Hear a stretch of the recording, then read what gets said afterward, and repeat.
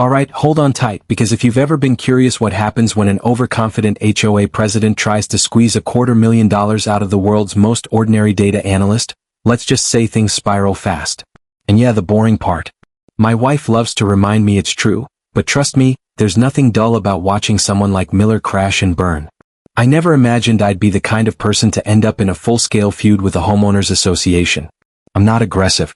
I'm the guy who reads every contract line by line, highlights the fine print, and files it away just in case. Most of the time, that just makes me the buzzkill at gatherings. But this time, that habit became my greatest advantage. Let me rewind for a moment. I've lived in this sturdy, not-too-fancy suburban neighborhood for more than 10 years. The houses look good, the lawns stay trimmed, and until recently, the biggest argument we ever had was whether the pool should close at 9 or 10 at night during summer. Wild stuff, right? And honestly, I liked it that way. I work as a data analyst for an insurance company. My world is spreadsheets, patterns, and checking every detail twice. Not exactly thrilling unless someone's trying to cheat the system. Then suddenly, I'm their worst problem. My house sits on a corner lot with what I proudly call a professional zero-scaped yard. I spent months researching drought-friendly plants and designing a layout of grasses, succulents, and native shrubs. Low water, high style, almost no maintenance. Sometimes people walk by and just stop to stare. I act like I don't see them, but inside I feel pretty proud. Then there's Miller. Picture a man whose biggest achievement is being a middle manager at a company that probably barely survives. Now he runs the HOA like he's the ruler of the universe. He's the type who wakes up at dawn to search for rule violations with a tape measure and a camera. I'm convinced he dreams about handing out fines for fun. And if you've never had someone measure your grass at 7 in the morning, consider yourself lucky. 3 months ago, Miller started making little comments at HOA meetings. Passive-aggressive remarks about certain homes not meeting neighborhood standards. Every time, his eyes landed on me and nobody challenged him. People just stared at the table or cleared their throats. Then it got worse. Suddenly, Miller was showing up at my house without notice, taking pictures of my yard like he was working for a nature magazine, muttering about city codes and design rules. I asked him directly what violations he saw. He gave me vague official answers about the board reviewing compliance. That's when I began writing everything down, snapping photos, and recording dates and times. My wife thought I was overreacting. She told me to ignore him and that he'd eventually lose interest. But my mind doesn't work that way. I could sense something big coming. And I was right. Last Tuesday, I pulled into my driveway and found a process server waiting. Ever had one of those moments? The guy handed me a thick envelope and made me sign for it like it was a package I never ordered. My wife watched from the window as I opened it, and there it was in bold red print, $250,000. $250,000. My first thought was that it had to be a joke. But the papers looked official. Fancy letterhead. Legal language that went on forever. And at the bottom, it said final notice of cumulative noncompliance. According to them, I had been breaking architectural rules for 10 years straight. They claimed I owed daily fines, added interest, administrative charges, and legal fees. My wife turned pale. She kept asking if someone was playing a trick on us, but the documents looked airtight. Citations, code references, even a polite little message at the end about settling to avoid full legal action. That night, I sat at the table with every page spread out in front of me. And that's when the analyst in me kicks in right away. First thing I notice is the daily fine, $68.50. Who even comes up with a number like that? Every HOA fine I'd ever looked into, and yes, I'd looked into them, usually sits between $25 and $50 a day. Then there's the interest rate, 15%. No HOA I know charges that much. 10% is normally the limit. And then the legal fees. $47,000 in one lump sum labeled necessary legal expenses. No item list, no details, no explanation. Just a number dropped on the page. So I start digging. I read the HOA bylaws, the CC&RS state law, everything I can get my hands on. Turns out our HOA is supposed to follow real procedures. Big surprise. Any fine over $500 needs board approval and a formal hearing. Anything over $5,000 needs a 2/3 vote from the entire community.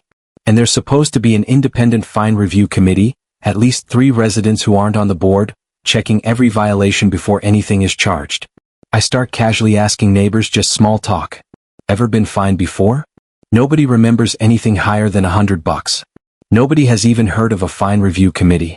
And some admit they got strange violation notices that later vanished with no explanation. Miller has been running things his own way, counting on people to pay just to avoid stress. But 250 grand is not a pay and forget number. That's lawsuit money. So I decide it's time to put everything in the open.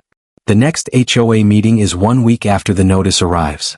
I show up early with documents in my hands and my heart racing. Miller sits at the front table with 4 board members, smiling like he already won. He goes through the agenda. Road repairs. Pool cleaning. Budgets. Then new business.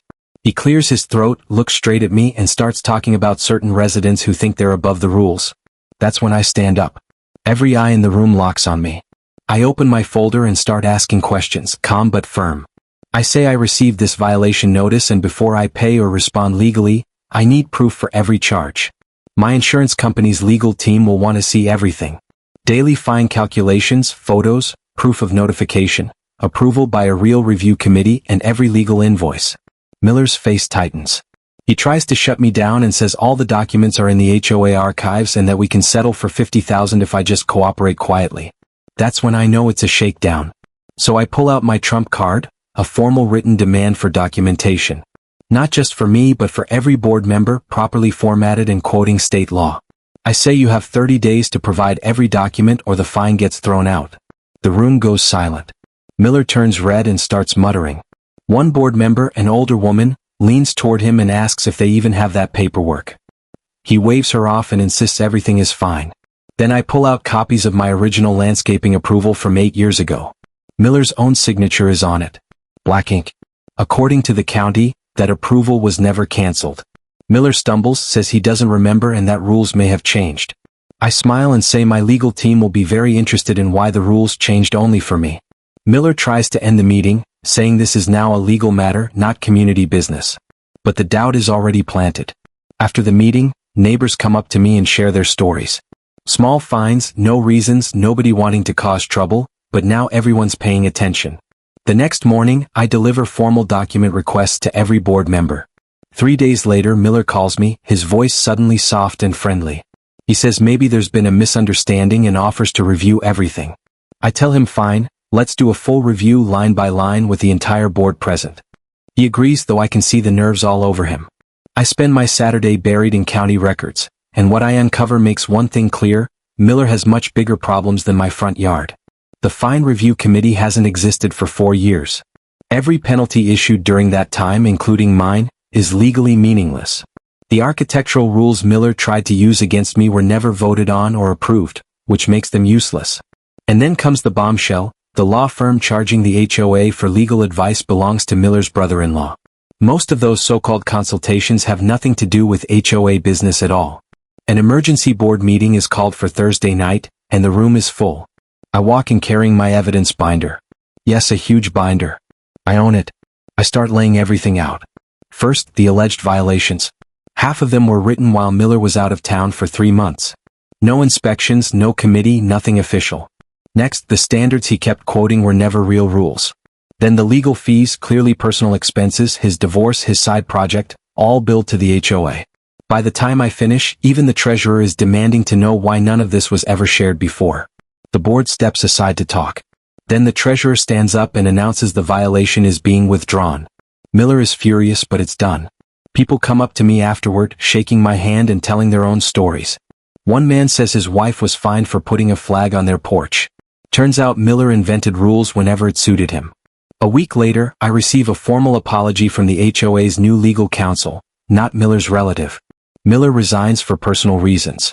The board votes in tighter oversight, real audits, and on top of everything, I receive a $1,500 check for my time and research. The money comes from Miller's forfeited board deposit. It feels like justice with a sense of humor. The best moment comes a month later when I'm walking my dog past Miller's house and see him removing the little HOA president sign from his door. He notices me, slips inside, and won't make eye contact. These days, the new president is a retired teacher, calm and fair. No more threats. No more measuring my lawn at sunrise with a ruler. The neighborhood feels peaceful again. A few neighbors even ask me for advice on xeriscaping. And honestly, this whole ordeal taught me a lot about bullies, especially the kind who hide behind clipboards and tiny amounts of power. Miller thought he could crush me with paperwork and intimidation.